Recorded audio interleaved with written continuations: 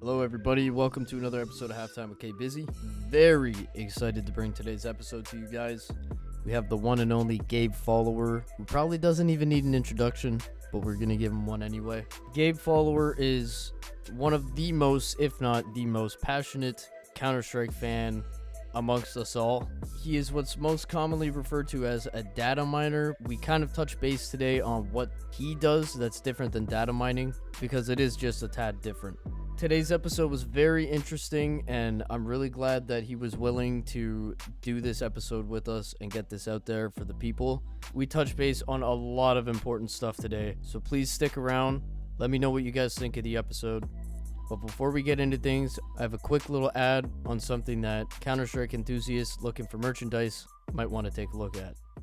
An Etsy seller by the name of Studio Siberia sent me these awesome 3D printed CS inspired service medals. It's a perfect little shelf piece or something you could even stick on the wall. If this is something that you're interested in, head over to Studio Siberia on Etsy and get yours today. Alright, ad is out of the way, introduction done. I'm going to stop talking now and get right into this interview because you guys are going to be extremely stoked. Thank you all for tapping in. Catch you on the outro.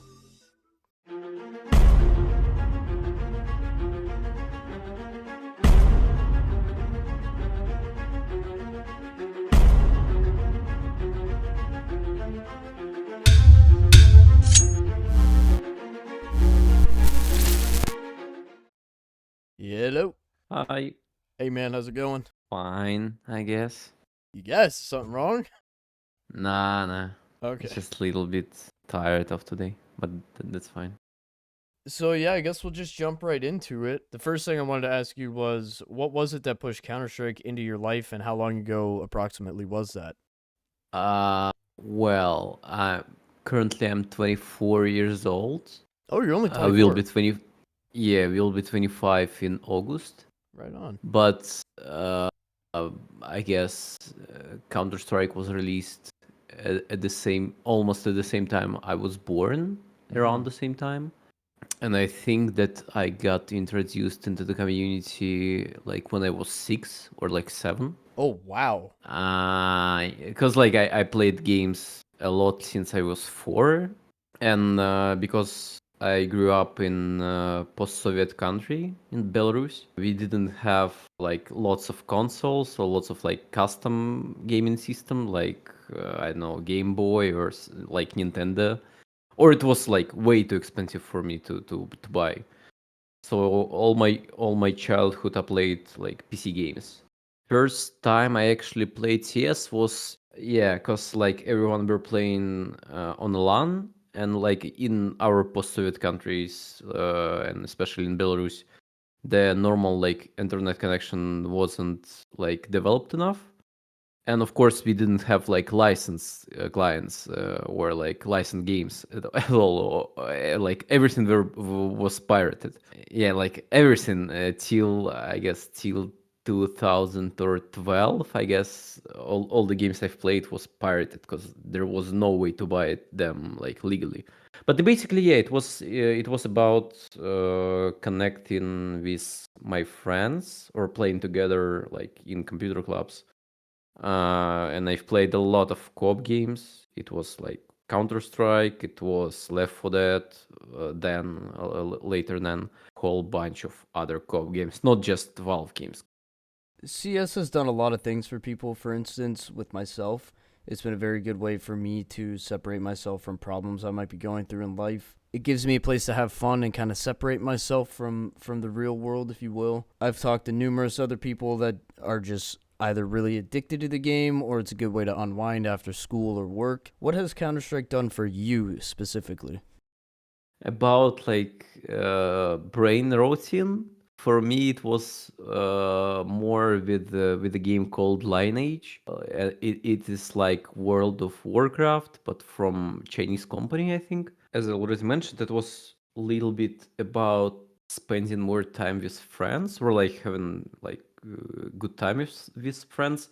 And I still like we met like when we were like in a kindergarten, and then we started playing games, especially like online games like Counter Strike.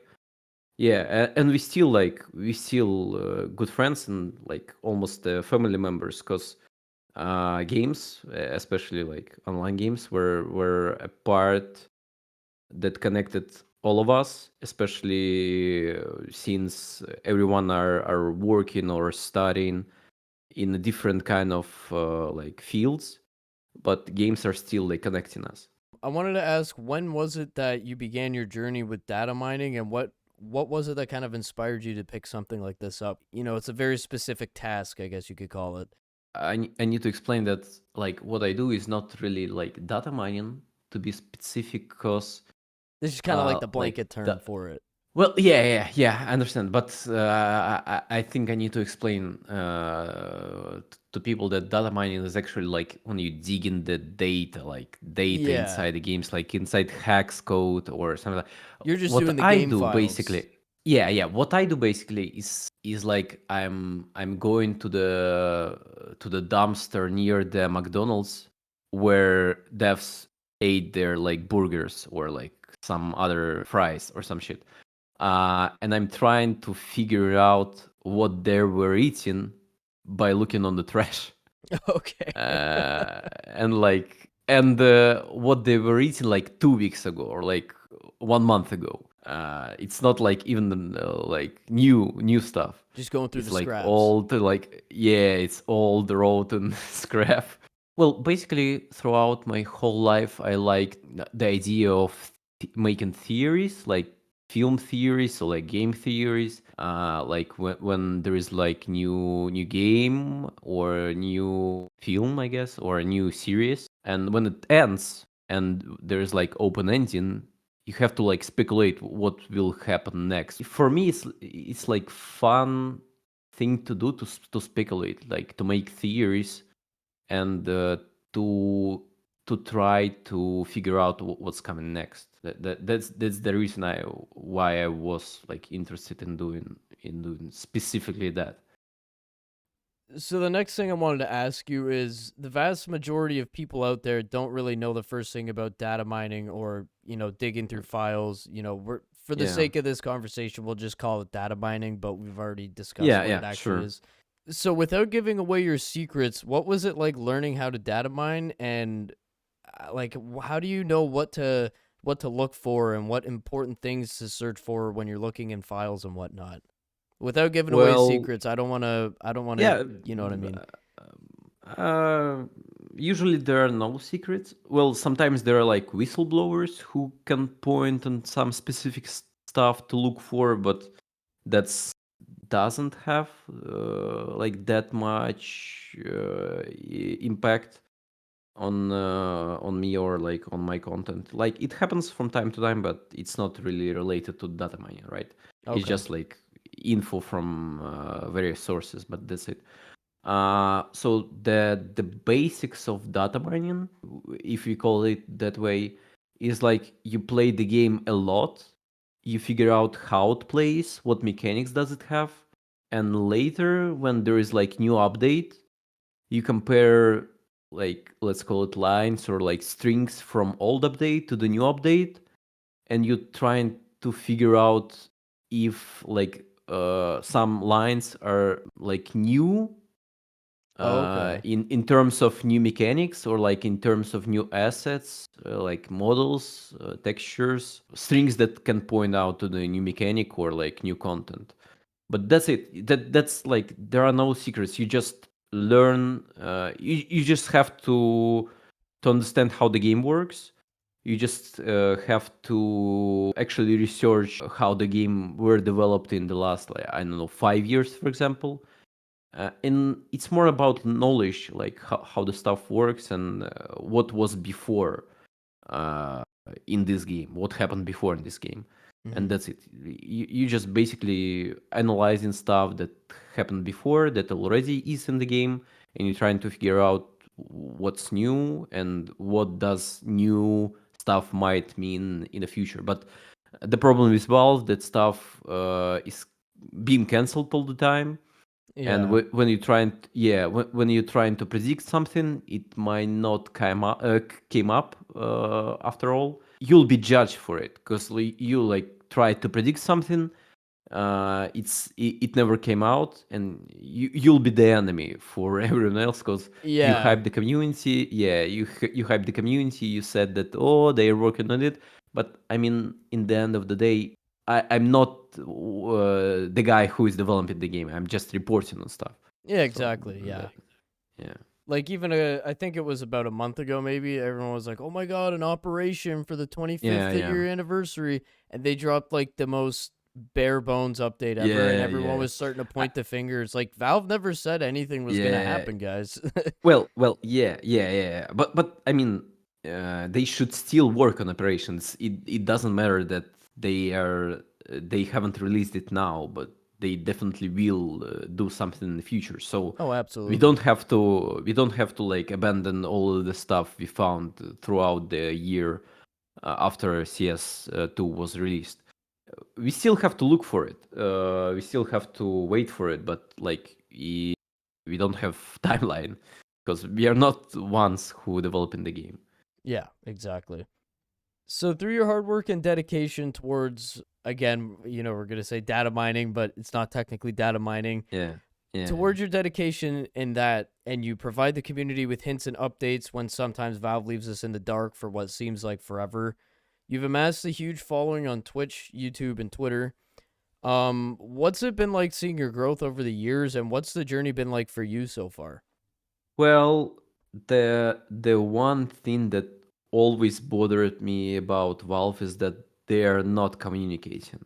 Mm-hmm. Or they're communicating but in a weird way through the game updates or like through release of the games, but they are never communicating. Very subliminal. uh, yeah, yeah, like it's always hard to get any response from Valve or like Valve devs Yeah, for a normal human being. I also a normal human being, but like in general for like casual player, for example. sure. um and basically for me it was because with the lack of communication I was always interested like what's actually happening inside the game. And for me it's more about trying to be the communicator or like interpreter of what's happening behind the scenes, and trying to fill up this void inside the community, to try to like get people's reaction. Because like Valve devs stated multiple times in their talks, like on the game developer conference or other conferences, they stated multiple times that they are tracking all the social medias, they are tracking all the game forums, and Oh, they're looking for people's feedback. And basically even when people like me trying to like push some potential updates that will or will not come out, they're looking for feedback. For example, I can post stuff that Valve are that devs are doing like clothing for agents, and everyone in the comments will be, fuck that, we don't like that. And devs yeah, might true that. might Yeah. look yeah, devs might look at this feedback and say, "Well, actually this might be a like bad idea and we shouldn't like spend time doing it." It's like two purposes at the same time. It's like creating filling the void for the community to try to like point what's possibly coming next, and also at the same time kind of helping Valve to figure out what community actually wants or like don't want inside the game. Yeah, for uh, sure. And so their yeah, marketing scheme, it's just like it's the most insane thing ever. They have to do absolutely zero promotion for the game, and it's people like yeah, us, the community, we do it yeah, yeah, all for them. They can figure out yeah, everything just from us talking. It's so crazy. yeah, But yeah, Valve is pretty open to hearing feedback and stuff. I sent an email to Gaben. I think this was maybe right before the beta came out for CS2, and yeah. he actually responded to the email I think within 24 No way. hours. I No shit way. my pants. I was freaking out. And he CC'd in the email Ito Miguel, and Damn. I was gonna ask, like, they were asking me for feedback, and I was All right. like, you guys actually care what I have to say? Like, I'm some random They 25-year-old do. from They do. Canada, They and do. yeah, They they do. really do. they ended up sending me some merchandise and a signed mouse pad from all the devs, and I actually got to go meet Ito Damn, when I went to the major out in Copenhagen. That was pretty cool. But he was asking me that's the whole that's time for fucking cool. feedback. Like they're super cool people. You just don't see that That's side of them. fucking cool. Yeah. Back in February 22nd, 2023, you released a Yeah. video on YouTube that spread like absolute wildfire. I've Yeah. ported CS:GO to Source 2 myself because Valve Yeah. didn't. In this video, you state how an important person reached out to you about your Counter-Strike port to Source 2 and Valve Yeah. wasn't happy about it. Are you able to Yeah. speak a little bit about this situation and like how you reacted to that and what your thoughts were when you're reading these messages? Yeah, well, I don't have an NDA, but I still don't want this person to get in trouble. But I guess yeah, I can talk about it. Whatever you So can. it I don't want was nobody in trouble, yeah, that's all. yeah, yeah. It wasn't like an official letter or like official email for me. It was like a Discord message. Okay. Yeah, and it was a message with the first sentence mentioned that Valve are shitting blood about Yeah, my that was a project. quote. Yeah. Yeah, and I was like, oh shit, what should I do now? Because like I still haven't released it, and I promised community to open source the project. And to be correct, it wasn't like uh, port to source 2. It was port to the project that is still being developed on source 2, based on source 2 code.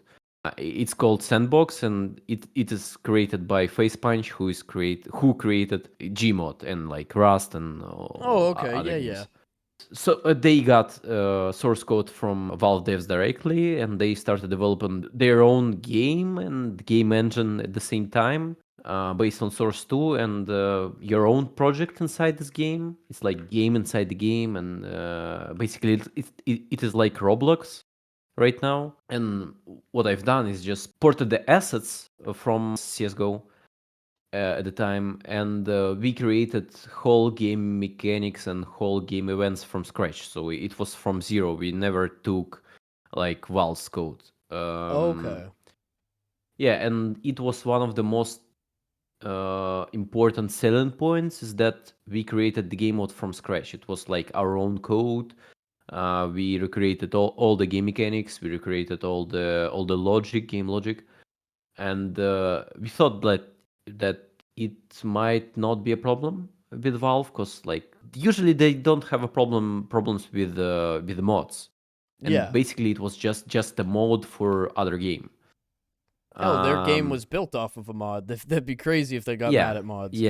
yeah, and that's why when I got this message, I was happy and sad at the same time.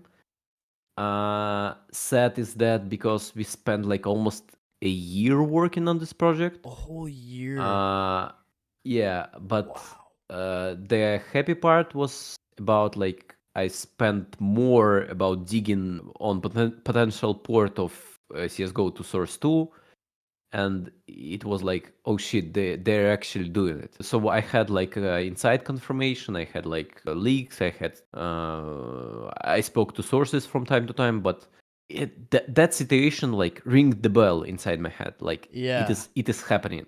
If Valve care about like this project, something is going on. Yeah, exactly. It'd be way uh too specific for them to pinpoint yeah what you're doing yeah if they didn't even have that on yeah the yeah radar. and yeah, and the most important point is that at the same time there was a project that was called Team Fortress Source 2, and my project was called Counter-Strike Source 2. Yes. And one of the main developers of Team Fortress Source 2 actually helped me to develop like Counter-Strike Source 2. Oh, no way. And yeah, and when I got this message about Counter Strike Source 2, but Team Fortress Source 2 devs still managed to release publicly. It was like basically a confirmation that it is only about Counter Strike, not about Valve caring that some of their game being ported to other game. It is only about Counter Strike, and that's it. Yeah, like all of your hard work in a way forced them to indirectly announce that they were working on an update for Counter-Strike for the Source engine. Yeah, Because why else would they care about the project that you're making? But like, I'm sure yeah. that had to have felt like you hit the lottery or something. Well, yeah, yeah. And I wanted to kind of just backtrack for a quick second about you and Valve. After the whole leaks and everything like that with that video that you made, does your relationship with Valve still remain healthy after all of this? I'm guessing they probably didn't come down too hard on you and give you a lot of trouble. Well, there were little like conversation or like I don't know deal Okay. that I'm not releasing this project publicly, but I can openly talk about it. I can like make videos about it. I can do content based on it, but I can't release it publicly. It Okay. was like negotiations in some way. But I wasn't one who directly communicated with them. It was the guy who originally sent me the message that Valve are pissed about it. Okay, I gotcha. So he was interested in allowing me to not get in trouble, and at the same time he was like helping Valve to figure out how to properly deal with my project. I was told there were like few core Valve devs, CS devs, and I think it definitely was Aido Magal or some like Vitali or other core persons One of their inside main the leads or whatever. yeah, it probably was like one of the main leads in CS team, and there were also two people from Valve legal team. So Holy shit, that's gotta be yeah, scary. it could have turned out like completely different. So let's fast forward a bit. You've been keeping the same type of energy with quote unquote data mining for CS2, and you found a lot of important little hints that lead toward what's potentially in our future, such as game comics for potential operation, keychains, potentially clothing items, and much, much more. Since you first found some of these files, have you found anything else that's worth putting out there, or would you prefer not to speak on it? Well, almost everything that I found inside files, I already talked about it publicly, but there are also stuff that I literally cannot talk Okay. because it was obtained through the exploits that breaks the border of being polite. Lots of the stuff that snowballed back from 2016, I guess. And I just can't talk about it because like it'll be like just rude to leak this kind of info. Sure. But And so I'm sure overall, once you do that, oh you're done. They're not getting you. You're not getting their yeah, respect yeah. back. The day CS Twitter account followed me, I've sent them a DM like, "Oh shit, can I do what I do from now on?" Yeah, yeah. So I explained that how I do it, what do I do, and well, obviously they already knew it, but I just trying to like figure out if they're okay with it. And basically, what they said is if I obtain some info through the publicly available files or like bills or like info, I'm okay. I will have no problems. But if there are like some exploits, way too important info, I shouldn't talk about it. Since there already was a point when they involved Valve legal team, I don't want to do some crazy shit because I might get in trouble because of it. Yeah, for sure. And I can't blame you there. Those guys have the money. They will fucking Yeah, sue yeah, someone's yeah. ass. Well, I'm not sure they can actually sue me because I'm legally in three different countries. Because I Oh, natively I was born in Belarus, then I legalized in Georgia, not the state inside the country, called Georgia or like Sakartvelo. And right now I'm legalizing in Argentina, oh and wow. all of my addresses are different, and they're not public. They're never mentioned inside my personal accounts or small company, I guess, because in Georgia, when you have to legalize, you have to open small company, but it's not like really like LLC, limited liability company. It's more like about being a small business. Yeah, and all of these documents have different addresses, so I'm kind of protected from legal actions because they will never figure out where to file the court case. But still, I don't want to mess with fire. So, through all of your hard work, through what you post on Twitter and YouTube, you've essentially created, I'm assuming it's safe to say you've created a job for yourself throughout all of this. Congratulations, and most importantly, thank you for all you have done and continue to do for the community when Valve, seems to leave us in the dark. Yeah. But I want to ask, what does your future hold? Do you have aspirations to keep doing your research and letting the community know about things that you're finding in the files for years to come, or do you ever get burnt out of stuff like this? Everyone gets bored or like get burned out of any task that you do, like for the 10 years, for example. Yeah, for But sure. when I do get burned out from doing like this kind of stuff, I just do something else. For example, right now we are doing stickers with my wife as a hobby. Like you just do something on the side and you'll be way more happy to come back to your main topic after that. But mainly for the most part of my life I was and still is like UX UI designer. I do interfaces or like logotypes or like I don't know, websites. And basically, if I'll get tired of working as a content creator, I'll just go work as a UX UI designer. And I already worked in multiple startups and already worked in multiple companies and projects. But most of the time, I just sold my shares in these startups. Yeah, because I just didn't have time to do YouTube and work at the same time, and Okay. I chose YouTube as my personal like growth. And right now, the future for me is to develop English audience or like more international audience. The percentage of audience from US and UK is less than 20%, I guess, or like 30%. Most of other people are from Europe or I don't know, South America or like Middle America.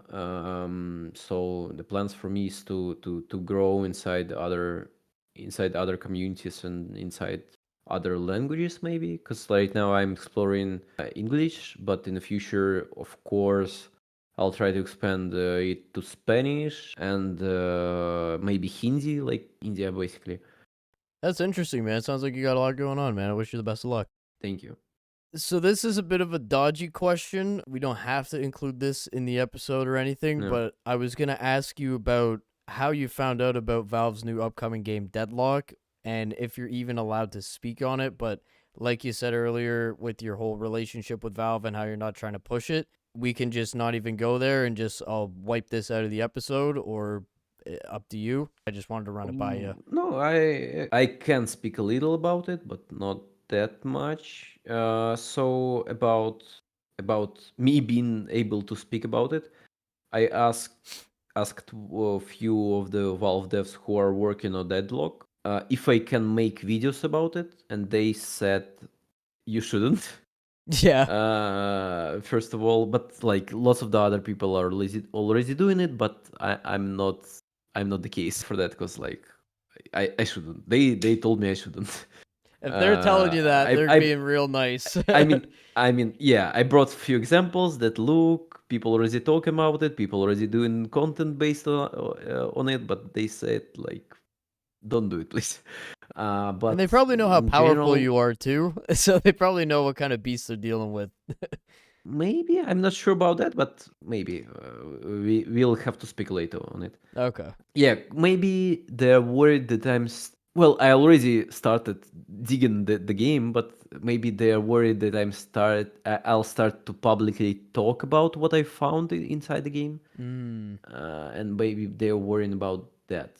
So initially, when I posted initial tweet about Deadlock, I wasn't inside the alpha test, beta test. But after I posted it, I almost instantly got invited. But I wasn't invited officially. It was like through other person.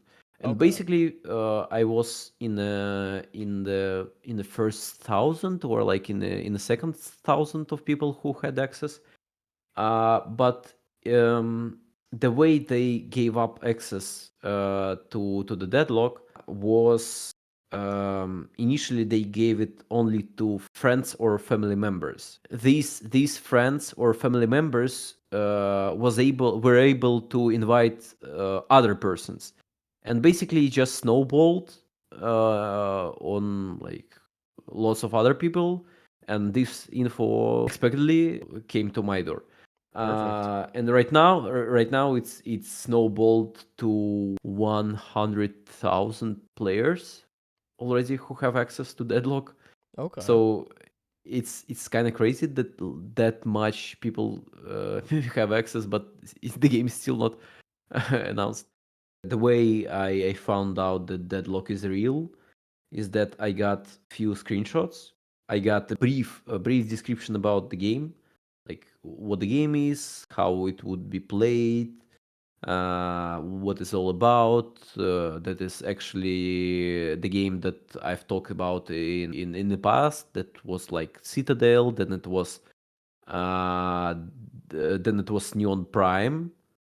Then it was Shadowline. This never were public. I never talk about it. It has been Shadowline, but at one point the game was called Shadowline. Okay. Uh, and then it was Deadlock. And basically, I got like screenshots. I got brief description, and the way I verify info that because like I get emails all the time, and I get like weird emails all the time. I can get an email that says that the next Valve game will be about I know sex with the Combine, and the main character will have a big black cock or something like that. And like most of the time I skip this kind of emails. Okay. But sometimes they look like decent enough or like trustful enough. So then if I'll see that this email, if one of them is one of them, I have to verify this info. So I just take this info and go through like few or like tens of potential sources, or like different people, and just ask them like, what do you think about this? Is this real? Is this like thing that is like internal thing? Can I talk about it? Should I talk about it? And usually sources like these guys are pretty open about stuff. And when I said like when I send them like potential leak of like, I don't know, Half-Life 3, they're instantly saying, "Oh, this is fake, this is not real, this is like made up shit." But when I sent few of the guys the Deadlock stuff, their response was basically summarized as like, "Oh shit, he got that info." Oh, I see what you're saying. it's it Okay. was it was more about that, and like it was a spark in my head. And then I started like talking with these people. What is it about? Can I talk about? Should I talk about it? And basically, what they said is that we already have like tons, dozens, like hundreds of players inside the game. So this info will be public initially. And actually, I think before posting my tweet, there was a screenshot, I guess, some sort of screenshot from this game, and I like I thought that anyways this info will be public in hours or days or like minutes. So I thought, okay, whatever, I'm gonna like tweet that. Um, and no one from Valve contacted me about it.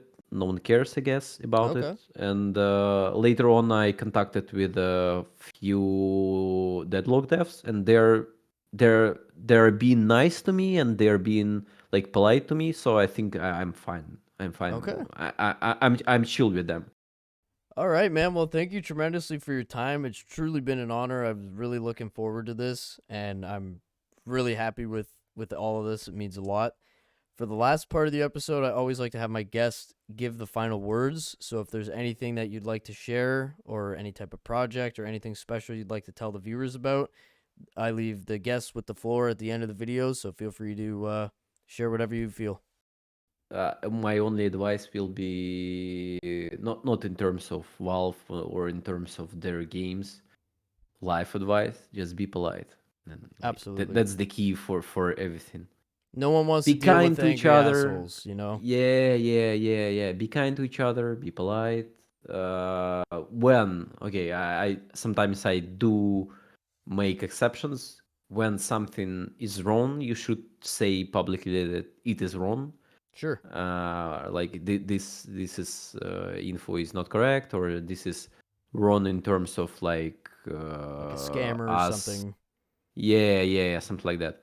Or this person is doing like some dangerous shit, or like saying some dangerous shit. Look, well, I obviously, as a like aware player, like human being, I just do my thing, and I'm trying to open this info to the public. But that's it. Overall, just be polite. Be polite to yourself.